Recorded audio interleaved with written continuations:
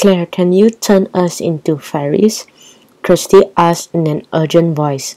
If we fly overhead, we should be able to see the visitor and find out what is going on. Claire fluttered up and gently rested her wand against Rachel's golden hair. Magical sparkles twinkled among her curls as fairy dust sprinkled down over her shoulders.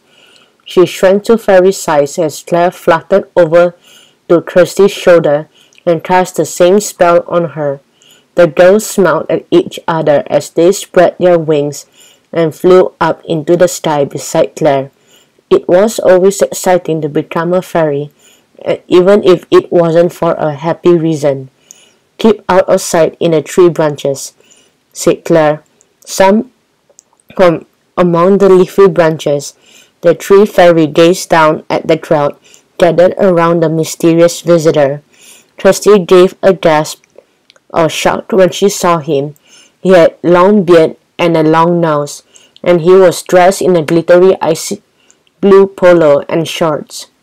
There were even glittery blue sandals on his big blue feet.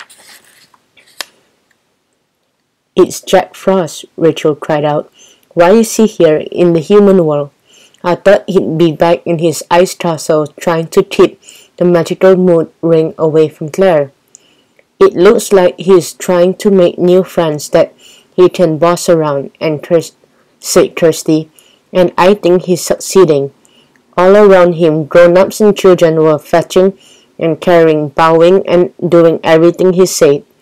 Let's get closer, said Clare. Maybe we can somehow stop him from bossing everyone around.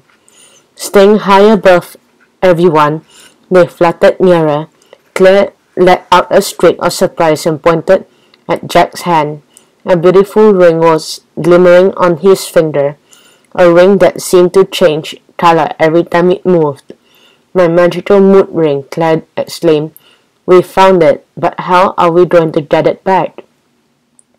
There were too many people around Jack Frost. Someone would be sure to spot them if they flew down to him there. Rachel glanced around and spotted a straggly line next to Heather's ice cream stand. I have an idea, she said. If we can get Jack Frost thinking about ice cream, maybe he will send some of these people to bring him some, and we'll have a chance to get the ring. The fairies perched on the branch as close to Jack as they could.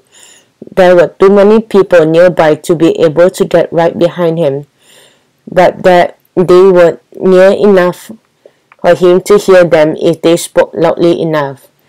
Heather makes the most delicious ice cream I've ever tasted, said Rachel.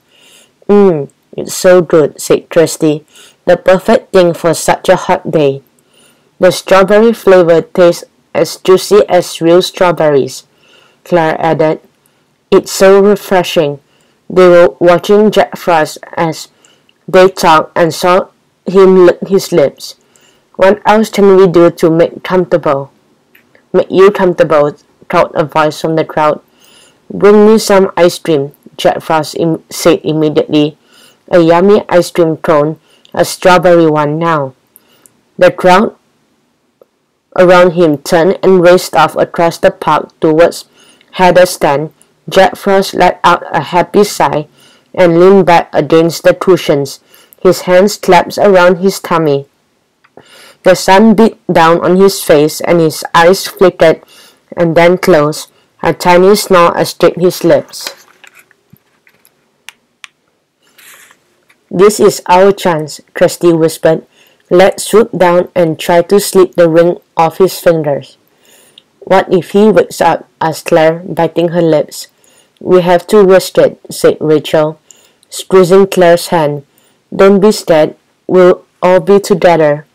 The fairies flew down and hovered beside Jack Frost's hands. The finger wearing the mood ring was on top. All we have to do is slide it off without waking him up, Kirsty whispered. Come on, we can do it. They got a grip on the ring and started to pull as slowly as they could. Luckily, the ring was a little loose on his bony finger, It was possible to move it along without brushing against his skin. They just had to be very careful and very slow. But suddenly there was a rumbling sound in Jack Frost's chest. Then he let out a loud burp and opened his eyes.